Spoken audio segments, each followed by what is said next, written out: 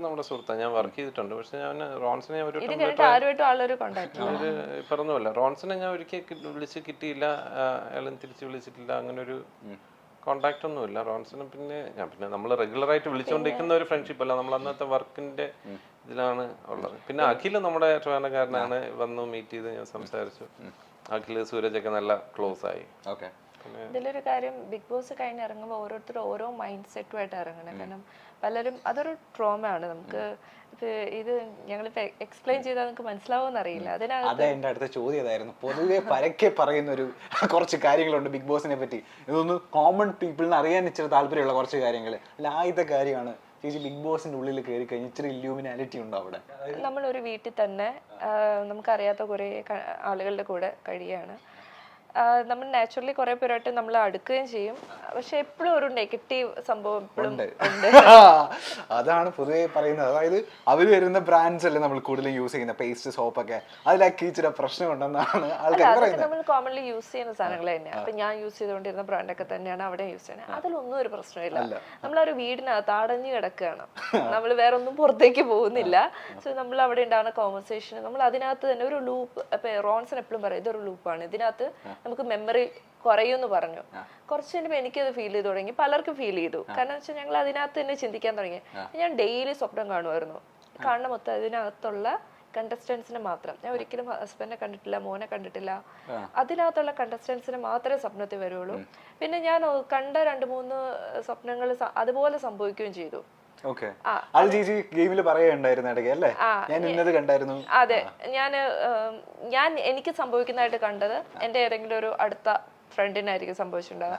ഞാൻ എലിമിനേറ്റ് ആയിട്ട് പോകുന്ന കണ്ടു, ഞാൻ ഇന്ന വഴി കൂടെ പോയെന്ന് കണ്ടു. അതേപോലെ സംഭവിച്ചിട്ടുണ്ട്. എന്തൊക്കെയോ ഉണ്ട് അതിന്റെ അകത്ത് അല്ലേ? നമ്മൾ അതിനകത്ത് ചെല്ലുമ്പോ അങ്ങനെയാണ്. അത് ഒരു എനിക്കറിയില്ല, പവറിനെ കുറിച്ചും നമുക്ക് എക്സ്പ്ലെയിൻ ചെയ്യാൻ അറിയത്തില്ല. സോ ഉണ്ട് എന്തൊക്കെയോ എവിടെയൊക്കെയോ ചെയ്യുന്ന. ഞങ്ങളപ്പോൾ കഴിഞ്ഞ ദിവസം സാബു ചേട്ടനെ ഇന്റർവ്യൂ ചെയ്തിരുന്നത്. അപ്പൊ സാബു ചേട്ടൻ പറയുകയാണ്, ഏതോ ഒരു കണ്ടസ്റ്റന്റ് പുള്ളിക്കാരൻ്റെ അടുത്ത് വന്ന് പറഞ്ഞത് അതിൽ നിന്ന് തകിട് കിട്ടിയത്രേ. അത് ഞങ്ങൾ എന്നപ്പോഴും പറഞ്ഞു തകിടുണ്ടെന്ന്. അത് നോക്കിയപ്പോ എല്ലായിടത്തും തൂക്കിയിട്ടേക്കിടുണ്ട്. അത് എനിക്കറിയത്തില്ല. അതിപ്പം ഓരോരുത്തരുടെ വിശ്വാസമാണ്. ഇപ്പൊ ഈ തകിട് എന്നൊക്കെ പറഞ്ഞാൽ അവരുടെ വിശ്വാസമായിരിക്കും. നോർത്ത് ഇന്ത്യയിലെല്ലാം നടക്കുന്നത്. അപ്പൊ അവർക്ക് ചിലപ്പം ഓരോ ബിൽഡിങ്സിനും ഈ എനർജിയുടെ ഇത് കീപ്പ് ചെയ്യാൻ വേണ്ടിയിട്ടൊക്കെ നമുക്കറിയത്തില്ല. പക്ഷെ ഞാൻ എന്തായാലും എല്ലാ ദിവസവും മുട്ടുമെന്ന് പ്രാർത്ഥിക്കുകയായിരുന്നു സേഫ് ആയിട്ട് പുറത്തിറങ്ങി. അതുപോലെ അറിയാൻ എല്ലാവർക്കും കോമൺ ആയിട്ട് അറിയാൻ താല്പര്യമുള്ള ഒരു കാര്യമായിരുന്നു. അതായത് ഓഫ് കോഴ്സ് ഇതൊരു പേയ്മെന്റ് കിട്ടുമെന്ന് അറിയാം. ഇതെങ്ങനെയാണ്, വീക്കിലി ആണോ ഇതിന്റെ പേയ്മെന്റ് വരുന്നത്, അല്ലെങ്കിൽ ഡെയിലി ബേസിസിലാണോ ഇതിന്റെ പേയ്മെന്റ് പോയിക്കൊണ്ടിരുന്നത്? പറയാൻ പാടില്ല, ഇത് പറയണ്ട. എമൗണ്ട് ഞാൻ ചോദിക്കുന്നില്ല. അത് വീക്ക്ലി ബേസിസ് ആയിരുന്നോ അല്ലെങ്കിൽ ഡെയിലി ബേസിസ് ആണോ?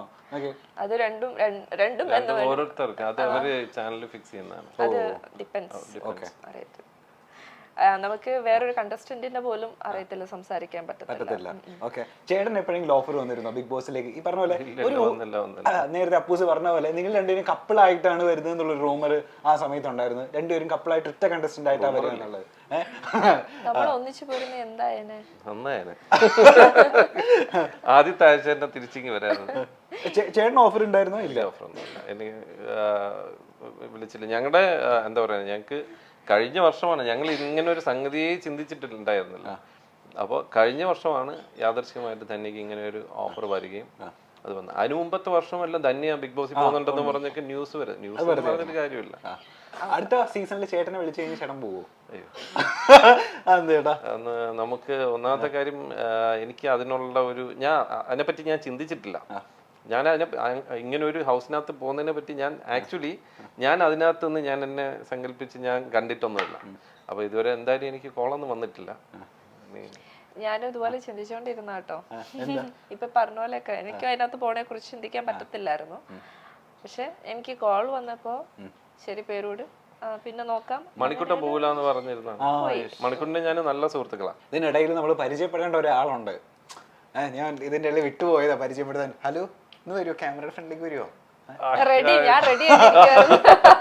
ഞാൻ ഇവിടുത്തെ സൂപ്പർ സ്റ്റാറിന്റെ പേരൊന്ന് പറയോ?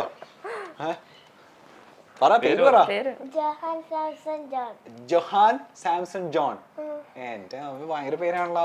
തന്റെ ഏറ്റവും ഇഷ്ടപ്പെട്ട എന്താ ഫീച്ചർ എന്താന്ന് അറിയോ എനിക്ക്? കണ്ണ്. നല്ല കണ്ണാന്ന് എല്ലാരും പറയാറുണ്ടോ? തനിക്ക് ഇല്ല എന്നാ ഞാൻ പറഞ്ഞേക്കും നല്ല കണ്ണാ മിടുക്കനാണ്. പറഞ്ഞിട്ടില്ലേ? പറഞ്ഞിട്ടുണ്ടോ? രഞ്ജു ചേട്ടൻ പറഞ്ഞ ഓർമ്മയുണ്ടോ? നമ്മുടെ ഒരു ക്യാമറമാൻ ഉണ്ട് എന്റെ സീരിയലില്, പുള്ളി പറയായിരുന്നു നല്ല കണ്ണെന്നാ. ഏക സിനിമയിൽ അഭിനയിക്കാൻ താല്പര്യം ഉണ്ടോ? അമ്മേനെ പോലെ അച്ഛനെ പോലെയൊക്കെ താല്പര്യമുണ്ട്. അച്ഛനോട് പറയായിരുന്നില്ലേ എനിക്ക് സിനിമയിൽ അഭിനയിക്കണം? വലുതായിട്ട്. ഇനി വലുതായില്ല താൻ. അവൻ കുഞ്ഞല്ലേ? 9 വയസ്സായിട്ടുള്ളോ? പ്രായമൊന്നും പറയണ്ട. ക്ലാസ്സിൽ ചെല്ലുമ്പോ പറയാറുണ്ട് പിള്ളേരൊക്കെ അച്ഛന്റെ അമ്മയുടെ ഫാനാണ്, അമ്മ എന്തെടുക്കുന്നു അച്ഛൻ എന്തെടുക്കുന്നു എന്നൊക്കെ ചോദിക്കാറുണ്ടോ? അറിയോ പിള്ളേർക്കൊക്കെ അറിയോ അമ്മ ആക്ട്രസ് ആണെന്നും അച്ഛൻ? അപ്പൊ താനെന്ത് പറയും?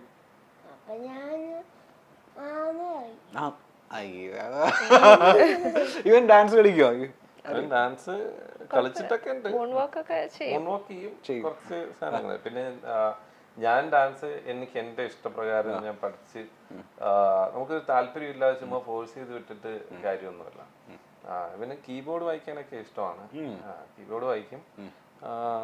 പിന്നെ എന്താ പറയുന്നേ, പാട്ട്, ചെസ് കളിക്കും, റോളർ സ്കേറ്റിംഗ്, ഇവന് ഇഷ്ടമുള്ള എല്ലാ നമ്മള് അവസരങ്ങളും ട്രൈ ചെയ്ത് പോകുന്നുണ്ട്. അപ്പൊ ഒന്നിനും ഫോക്കസ് കൊടുത്തിട്ടില്ല ആള്. അവന് താല്പര്യമുള്ളത് ഏതാന്ന് പറഞ്ഞ അവൻ. ഇന്ന് നിനക്ക് സംസാരിക്കാനുള്ള സമയമാണ്. നിനക്ക് എന്താ താല്പര്യമുള്ള? എല്ലാം താല്പര്യമുണ്ട്. അച്ഛനോടാണോ അമ്മയോടാണോ ഇച്ചിരി താല്പര്യം കൂടുതലുള്ളത്? പക്ഷെ ഈക്വൽ ആണോ? ആരാ പാവം? ആരാ ഈക്വൽ ആണോ? പക്ഷെ എന്താണോ ഇത്? വളരെ സേഫ് ആണ്. അച്ഛന്റെ മകൻ തന്നെയാണോ അവൻ? നമ്മള് അച്ഛനെ അമ്മനെ സിനിമയില് ടിവിയിലൊക്കെ കാണുന്ന പോലെ തന്നെയാണോ വീട്ടില്? എന്നാലും ഇച്ചിരി കുറുമ്പൊക്കെ ഉള്ള ആർക്കാ, ദേഷ്യമൊക്കെ ഉള്ള ആർക്കാ? നീ മനസ്സ് തുറന്ന് പറ, ഒന്നും പറയൂല. ഈക്വൽ ആണോ? രണ്ടുപേരും പാവമാണോ? ഈക്വൽ ആണോ? ആരെയും തള്ളി പറയില്ല. ഓക്കെ. അപ്പോ പാട്ടുകാരനാവോന്നൊക്കെയാണ് ഇവര് പറയുന്നത്. സിനിമയിൽ അഭിനയിക്കാൻ കുറച്ചുകൂടെ വലുതാകുന്ന സമയത്ത് പാട്ട് പാടട്ടെ അല്ലേ? ഇപ്പൊ പാടുപാടുന്ന ആഗ്രഹമാണ്, പഠിച്ചു തുടങ്ങി. പക്ഷെ വലിയ അങ്ങനെ അത്ര, പക്ഷെ അവൻ കീബോർഡൊക്കെ വായിക്കാൻ ഇഷ്ടമാണ്, പാട്ട് പഠിക്കാനും ഇഷ്ടമാണ്, എല്ലാത്തിനോടും ഇഷ്ടമുണ്ട്. ഓക്കെ, എന്തായാലും താങ്ക് യു മാൻ. നമ്മള് വിളിച്ചപ്പോ ഉടനെ തന്നെ വന്നില്ലേ? Thank you so much. അപ്പോൾ പിള്ളേരെയൊക്കെ അന്വേഷിച്ചു എന്ന് പറയാം ക്ലാസ്സിൽ കേട്ടോ. Thank you. അപ്പൊ നിന്റെ മേരിഗിരി സ്കൂളിലോ നിന്റെ ക്ലാസ്സിലെ എല്ലാവർക്കും ഏത് സ്കൂളിലാണ് പഠിക്കുന്നത്? ഏത് സ്കൂളിലാണ് പഠിക്കുന്നത്? മേരിഗിരി പബ്ലിക് സ്കൂളിൽ എല്ലാവർക്കും ഒരു ഹായ് പറഞ്ഞുതരാ. തീർന്നാ? അത്രയുള്ള? Thank you ma'am, thank you so much. ഇതുപോലെ നമ്മള് ചേച്ചിയുടെ ഒരു വീഡിയോ ഈ പറഞ്ഞ പോലെ ബിഗ് ബോസിന് ശേഷമാണോ എന്നറിയില്ല, ഭയങ്കര വൈറലായിരുന്നു, മില്യൺ പോയൊരു വീഡിയോ ഉണ്ട്. ഈ പറഞ്ഞ പോലെ എല്ലാവരും അത് കഴിഞ്ഞതിന് ശേഷം ചേച്ചിയോട് ചോദിച്ച സംഭവമായിരിക്കും കൃപാസനത്തിന്റെ ഡേറ്റ് ഒക്കെ ഓർമ്മയുണ്ടല്ലോ അല്ല? ഇപ്പൊ ഞാൻ അത് കഴിഞ്ഞിട്ടാണ് ഓർത്തെടുത്തത്. ഓർമ്മിപ്പിക്കല്ലേ? അവിടെ നിന്നപ്പോ ഡേറ്റ് ഞാൻ പറഞ്ഞങ്ങ് ഒരു പറഞ്ഞങ്ങ് പോയി. കുറച്ചിന് എനിക്ക് മനസ്സിലായി, ഓക്കെ ഡേറ്റ് മാറി. പിന്നെ ഞാൻ ഓർത്ത് എന്ത് കാര്യം ഇരിക്കുന്നു തിരുത്തി പറയണ്ട, ഞാൻ സാക്ഷ്യം പറഞ്ഞങ്ങ് പോണു. ഈ ഡേറ്റിലൊന്നും നമ്മൾ അത്ര ശ്രദ്ധിച്ചില്ല. ഇത് ഇവര് സാക്ഷ്യങ്ങളെല്ലാം ഇവര് വീഡിയോ എടുത്ത് അവരുടെ യൂട്യൂബിൽ ഇടുമെന്നും ഇത് ഇത്ര ലക്ഷങ്ങൾ കാണുമെന്നും ഇതിന്റെ ഇടയിൽ നമ്മളെ ട്രോളാൻ ആളുകൾ വരുമെന്നും നമ്മൾ പ്രതീക്ഷിക്കുന്നില്ലല്ലോ. അപ്പൊ അത് ഞാനങ്ങ് വിട്ടു. ഞാൻ പറഞ്ഞ ഡേറ്റ് ഇത്ര തെറ്റിയിട്ടുണ്ട് എന്നൊക്കെ പറഞ്ഞങ്ങ് പോയി. കുറച്ച് കഴിഞ്ഞപ്പോഴാണ് ഡേറ്റിന്റെ വേൾഡ്, ഡേറ്റിനെ മാത്രം പറഞ്ഞെങ്കിൽ വിഷമമൊന്നുമില്ലായിരുന്നു. പിന്നെ ഡേറ്റ് അല്ല, ഞാൻ അവിടെ പോയതിന്റെ ബേസിൽ എന്തൊക്കെ നെഗറ്റീവ് കമന്റ്സ് യൂഷ്വലി വന്നത്? പൈസ വാങ്ങിച്ച് പറയാന്ന് പറയുന്നത് അതൊരു ഒരാളുടെ ഒരു വിശ്വാസത്തെ അത് പറയുന്നത്. ഒന്ന് എനിക്ക് കൃപാസനം പോലെയുള്ള ഒരു ഇതിന് ക്യാഷ് മേടിച്ച് നമ്മൾ പോയി ചെയ്യേണ്ട ഒരു കാര്യമൊന്നുമല്ല. കാരണം ഞാനൊരു ബിലീവർ ആണെന്ന് എല്ലാവർക്കും അറിയാം. അപ്പോൾ അങ്ങനെ ചെയ്യാൻ നമ്മൾ വിശ്വസിക്കുന്ന ആരും പോയി ചെയ്യത്തില്ല. ഇങ്ങോട്ട് കാശ് മേടിച്ച് നമ്മൾ ബേസിക്കലി നമ്മളെ പഠിപ്പിക്കുന്ന തന്നെ അങ്ങോട്ട് കൊടുക്കുക എന്നുള്ളതാണ്. അപ്പോൾ നമ്മൾ ഇങ്ങോട്ട് മേടിച്ചിട്ട് നമ്മൾ ഇങ്ങനെയുള്ള കാര്യങ്ങൾ ചെയ്യത്തില്ല. അപ്പോൾ പ്രത്യേകിച്ച് സാക്ഷ്യം പോലുള്ള കാര്യങ്ങളൊക്കെ, കാരണം നമ്മളെ വിശ്വാസത്തെ അത് നേരെ ഉൾട്ടയാണ്. അപ്പം അങ്ങനെ പറഞ്ഞപ്പോൾ വല്ലാതെ ഫീലായി. കാരണം ഇങ്ങനെ ഒരു ബാക്കി ഇപ്പൊ ഡേറ്റ് തെറ്റിന് ട്രോളൊക്കെ ഞാൻ പ്രതീക്ഷിച്ചു. കാരണം ചിലപ്പം അത് വരാം. പക്ഷെ ഇത് കാശ് മേടിച്ചു. പിന്നെ പറയുന്ന മൊത്തം ഈ ഒരു കൃപാസനത്തെ കുറിച്ച് വളരെ നെഗറ്റീവ് ആയിട്ടുള്ള കുറെ കാര്യങ്ങൾ, ഞാൻ അപ്പോഴാണ് ഇതിന്റെ നെഗറ്റീവ് കാര്യങ്ങൾ കേൾക്കുന്നത്. അതുവരെ ഞാൻ യൂട്യൂബ് ചാനൽ, കൃപാസനത്തിന്റെ യൂട്യൂബ് ചാനൽ ഞങ്ങൾ കാണാറില്ല, ഇല്ലായിരുന്നു, ഞങ്ങൾ കണ്ടിട്ടുമില്ല. പക്ഷെ ഇതിനകത്ത് ഇവളുടെ അമ്മയ്ക്ക് ലേക്ക് ഷോറിൽ സർജറി ആയിരുന്ന സമയത്ത് നമ്മൾ കൃപാസനത്തിൽ പോയിരുന്ന് പ്രാർത്ഥിച്ചിട്ടുണ്ട്. അത് ആ മൊമെന്റ് ഒന്നും ഇവർക്ക് ആർക്കും മനസ്സിലാവില്ല. ഇതിപ്പം ഈ അമ്മയുടെ കാര്യം പോലും അറിയാവുന്ന ഒരാളോട് ഇരിപ്പുണ്ട്, അതുകൊണ്ട് എനിക്ക് അതിനകത്ത് ഇതിനകത്ത് ഈവൻ ഈ നിങ്ങളുടെ മൈൽ സ്റ്റോൺ അല്ലേ, നിങ്ങള് ഗദ്ദാഫിയുടെ പ്രൊഡ്യൂസറിന് തന്നെ മീറ്റ് ചെയ്തിട്ടുള്ളത് പ്രൊഡ്യൂസർ തന്നെയല്ലേ ഈ പ്രോഗ്രാം പ്രൊഡ്യൂസർ? ഈ പ്രോഗ്രാമിന്റെ PR-ക്ക് അവിടെ ഇരിക്കുന്ന ആളിന് വളരെ നന്നായിട്ട് അറിയാവുന്ന പറഞ്ഞാൽ അദ്ദേഹം ലേക്ക് ഷോറിൽ എന്നെ മീറ്റ് ചെയ്തിട്ടുണ്ട്. എപ്പോഴെന്ന് പറഞ്ഞാൽ അവിടുത്തെ മീഡിയ ടീമിൽ വർക്ക് ചെയ്തുകൊണ്ടിരുന്നപ്പോ ധന്യയുടെ അമ്മയുടെ സർജറിയുടെ സമയത്ത് അവിടെ പോയിരുന്നു. ആ സമയത്താണ് നിങ്ങളുടെ PR കണ്ടിട്ടുള്ളത്. ഇനി ചിലപ്പോ നമ്മൾ പൈസ കൊടുത്ത് നിങ്ങളെ പോലൊരു ടീമിനെ ഇറക്കി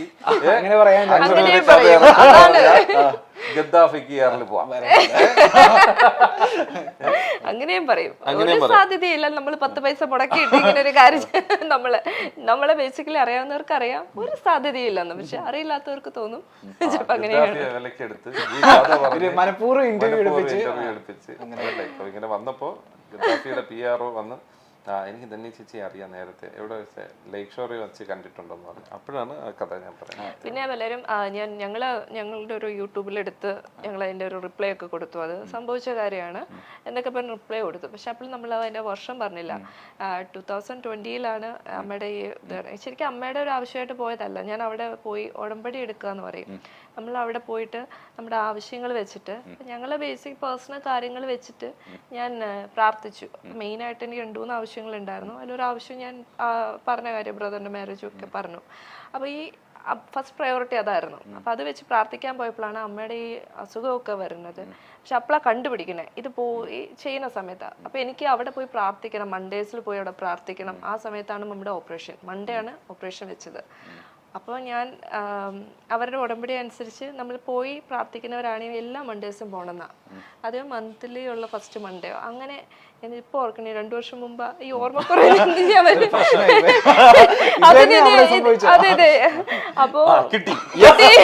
അപ്പൊ പിന്നെ ഓർമ്മയില്ല. ഇത് ഇവിടെ അവള് അത് കിടന്ന് വളഞ്ഞു പിടിക്കാന്നൊക്കെ പറയും. എനിക്ക് എന്നെ കൊണ്ട് ഇതേ പറ്റൂ, ക്ഷമി, അതേ പറ്റൂ. അപ്പം ആ സമയത്ത് മൺഡേ ഓപ്പറേഷൻ ടൈമിന് മമ്മിനെ കയറ്റുന്ന സമയത്ത് എനിക്ക് അറിയാലോ ലേക്ക് ഷോറിൽ നിന്ന് ചേർത്തല കഴിഞ്ഞിട്ട് ആലപ്പുഴയ്ക്ക് ഇടയിലാണ് ഈ കൃപാസനം വരുന്നത്. കുറച്ച് ഡിസ്റ്റൻസ് ഉണ്ട്, ഇങ്ങനെ പോയി വരാമെന്ന്. നമുക്കൊരു 2 hours ജേർണി അങ്ങോട്ടും ഇങ്ങോട്ടും വരത്തുള്ളൂ മാക്സിമം. അപ്പം ഇത്രയും സമയമുണ്ട്. പിന്നെ രാത്രി നൈറ്റാണ് ഇറക്കുന്നത്. അപ്പം ഞാൻ അവിടെ പോയി ആ ഓപ്പറേഷൻ നടക്കുന്നത് അതിന് വേണ്ടിയിട്ടും എല്ലാത്തിനും കൂടെ. എൻ്റെ അവസ്ഥ എന്ന് പറഞ്ഞാൽ അത് എല്ലാവരും എങ്ങനെയൊക്കെ കടന്നു പോയിട്ടുള്ള എല്ലാവർക്കും മനസ്സിലാവും. നമ്മൾ ഉള്ളുരുക്കി പ്രാർത്ഥിക്കാൻ പോവില്ലേ, ഇവിടെ നിന്ന് ഞാൻ എനിക്ക് അറിഞ്ഞൂടെ എത്ര ബക്കറ്റ് കണ്ണീരെടുക്കാൻ പറ്റും. ഞാൻ അങ്ങനെ നിന്ന് പ്രാർത്ഥിച്ച ഒരാളാണ്. അപ്പൊ നമ്മൾ ഒരിക്കലും ക്രൂഷ്യൽ അവസ്ഥ ഞാൻ എൻ്റെ കണ്ണുകൊണ്ട് ഈ ഫാമിലിയിൽ കണ്ടുവന്ന നമ്മുടെ ഫാമിലിയിൽ വരുന്നത് വരെ ഈ ക്യാൻസർ എന്ന് പറയുന്നത് ആർക്കോ വരുന്ന ഒരു രോഗം എന്നുള്ളത് മാത്രമേ ഉള്ളൂ. നമ്മുടെ കുടുംബത്തിൽ ഒരാൾക്ക് വന്നു എന്ന് പറയുമ്പോൾ ഉള്ള ഒരു മൊമെന്റ് ഉണ്ടല്ലോ, അത് ഭീകരമാണ്. മലയാളികൾക്ക് സുപരിചിതയായ നടിയാണ് ധന്യ മേരി വർഗീസ്. സിനിമയിലൂടെയാണ് ധന്യയെ മലയാളികൾ അറിയുന്നത്. നിരവധി സിനിമകളുടെ ഭാഗമായ ധന്യ പിന്നീട് സീരിയൽ രംഗത്തും സാന്നിധ്യം അറിയിച്ചു.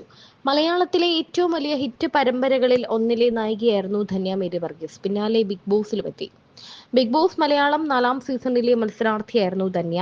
ബിഗ് ബോസിന്റെ ഫിനാലെ വരെ എത്തിയ ധന്യ ശക്തമായ മത്സരാർത്ഥി തന്നെയായിരുന്നു. ടാസ്കുകൾ ചെയ്യുന്നതിലുള്ള ധന്യയുടെ മികവ് കയ്യടി നേടിയതായിരുന്നു. അധികം വിവാദങ്ങൾക്ക് നിൽക്കാതെയാണ് ധന്യ ഷോ പൂർത്തിയാക്കിയത്. ധന്യയും ജോണും മലയാളികൾക്ക് വലിയ സപ്പോർട്ട് നൽകുന്ന ആളുകളാണ്. തന്റെ ഒപ്പം ജോണും സിനിമ സീരിയൽ രംഗത്തുള്ള ആളാണ്. മാത്രമല്ല ഇവർ രണ്ടുപേരും മികച്ച ഡാൻസേഴ്സുമാണ്.